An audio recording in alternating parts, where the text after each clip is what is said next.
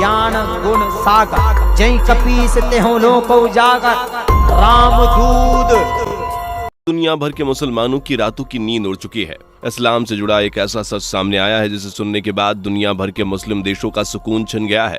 इस्लाम धर्म को मानने वाले लोगों के गले नहीं उतरेगी ये खबर। हर तरफ अफरा तफरी मचने वाली है। दोस्तों, मुसलमानों का कौन सा सच आ गया है सामने, कैसे सूपनखा का मुसलमानों से है ताल्लुक, और आज की इस वीडियो में हम आपको यही सब बताने वाले हैं। दोस्तों, आपने रामायण कई बार देखी और सुनी होगी, और आपको ये भी मालूम होगा कि ऐसे भगवान श्री राम जी के ऊपर मोहित हुई सूपनखा की नाक लक्ष्मण जी ने काट दी थी, जिसके बाद रावण ने माता सीता का अपहरण कर लिया था और भगवान श्री राम ने माता सीता को वानर सेना के साथ मिलकर युद्ध में रावण का सर्वनाश करके लंका जीत कर छुड़ाया। लेकिन क्या आपने कभी सोचा कि रावण के विनाश के बाद सूपनखा का क्या हुआ, वो कहां चली गई? चलिए दोस्तों, आज के इस वीडियो में हम आपको बताते हैं कि कहां से आया इस्लाम और कहां गई सूपनखा।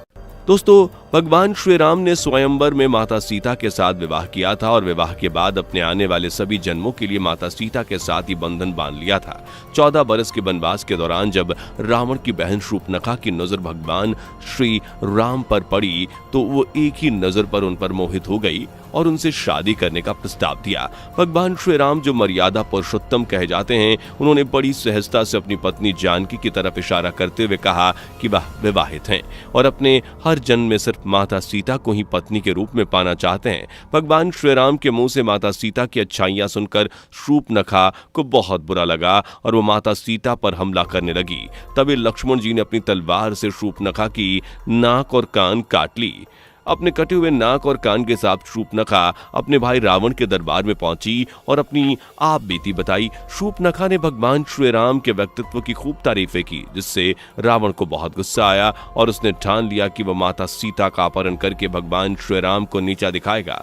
रावण ने वेश बदलकर माता सीता का उस वक्त अपहरण किया जब भगवान श्री राम और लक्ष्मण जी मौजूद नहीं थे। अपनी अर्धांगिनी को रावण के चंगुल से छुड़ाने के लिए भगवान श्री राम, लक्ष्मण जी, हनुमान जी और पूरी वानर सेना ने रावण के साथ युद्ध किया, जिसमें भगवान श्री राम की सेना ने जीत पाई और माता सीता को छुड़ाया। युद्ध में रावण और उसकी लंका तहस नहस हो गई, मगर जिस किरदार की वजह से पूरी लड़ाई शुरू हुई थी, यानी शूर्पणखा, वो कहां गई? क्या आपने कभी ये सोचने की कोशिश की कि क्यों आखिर शूर्पणखा रावण के विनाश के बाद लंका नहीं गई और आखिर वहां कहां गायब हो गई थी? चलिए आपको बताते हैं। दोस्तों, कहा जाता है कि जब शूर्पणखा को यह मालूम हुआ कि उसके भाई रावण का सर्वनाश भगवान श्री राम के हाथ हो चुका है और पूरी लंका नष्ट हो चुकी है, तो फिर वह राक्षसों के गुरु शुक्राचार्य के आश्रम चली गई। शुक्राचार्य ने शूर्पणखा से राक्षस वंश को बचाने की मदद मांगी थी।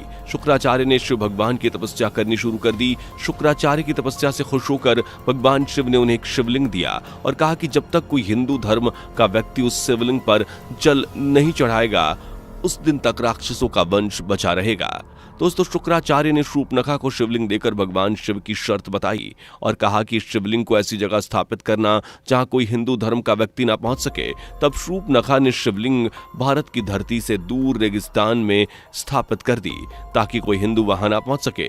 दोस्तों, आपको ये जानकर हैरानी होगी कि वह शिवलिंग कहीं और नहीं बल्कि मक्का में ही जमीन पर स्थापित किया गया है और आज वहां मुसलमान का पवित्र काबा स्थित है। जी हाँ दोस्तों, मुसलमान ही शूर्पणखा के वंशज हैं। मक्का में शिवलिंग स्थापित करने के बाद शूर्पणखा ने ही मक्का को बसाया था और एक अलग धर्म की शुरुआत की थी, जिसे इस्लाम धर्म नाम दिया गया। शूर्पणखा की नाक और कान काटे जाने की वजह से वो काले रंग के कपड़े अपने मुंह को ढककर रखती थी और वही प्रथा आज की मुसलमान औरतें भी करती हैं।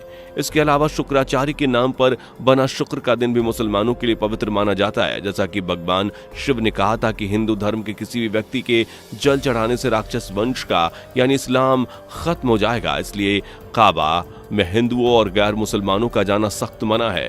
दोस्तों, इस्लाम असल में एक धर्म नहीं बल्कि मजहब है और मजहब का मतलब होता है दिनचर्या यानी दिन को बिताने का तरीका। शूर्पणखा ने अपने वंशजों को दिन भर क्या करना है और कैसे करना है यही सिखाया। दोस्तों, आपको बता दें कि मक्का में मौजूद काली इमारत यानी काबा में आज भी शिवलिंग मौजूद है और अगर किसी वैष्णव ने उस शिवलिंग पर जल चढ़ा दिया तो राक्षस वंश का विनाश हो जाएगा।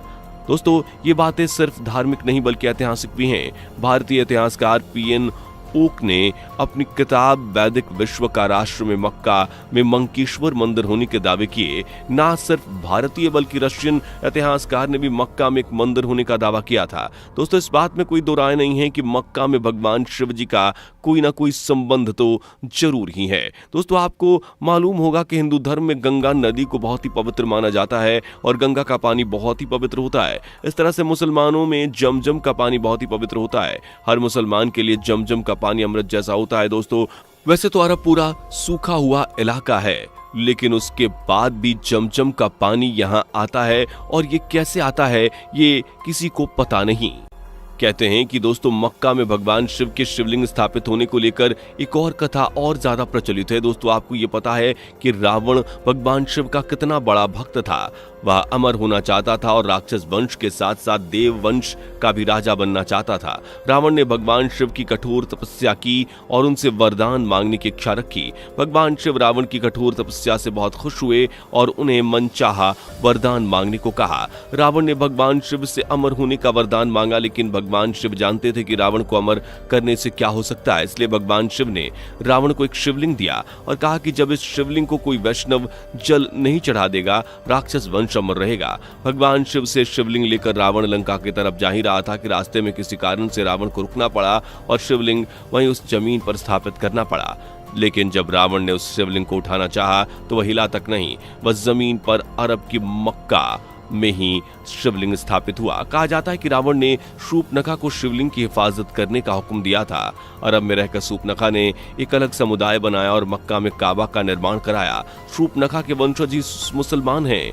हालांकि इसका कोई पौराणिक या धार्मिक सबूत नहीं मिलता और ना ही कोई लिखित प्रमाण है कि शूर्पणखा के वंशज आज के मुसलमान हैं। दोस्तों, शूर्पणखा रामायण का ऐसा किरदार है जिसकी वजह से भगवान श्री राम और रावण आमने सामने आए थे। ऐसे में रावण को खत्म हो जाने पर शूर्पणखा का अचानक गायब होना कई तरह के सवाल तो खड़े करता है। हालांकि इस बात में कितनी सच्चाई है इसका अभी तक कोई प्रमाण नहीं है। दोस्तों, आज की ये वीडियो आपको कितनी पसंद आई हमें कमेंट करके जरूर बताइएगा। वीडियो लाइक और शेयर जरूर कर दीजिएगा। अगर आप इस तरह की वीडियोस देखना पसंद करते हैं तो हमारे चैनल को सब्सक्राइब कर लीजिए, साथ ही बेल आइकन को भी प्रेस करना ना भूलें ताकि नए वीडियो की अपडेट आपको सबसे पहले मिले। आपसे मुलाकात होगी अगली वीडियो में, तब तक के लिए बाय बाय। दोस्तों, आपको स्क्रीन पर 2 और वीडियोस दिखाई दे रही हैं, जिसे देखने के लिए स्क्रीन पर क्लिक करें।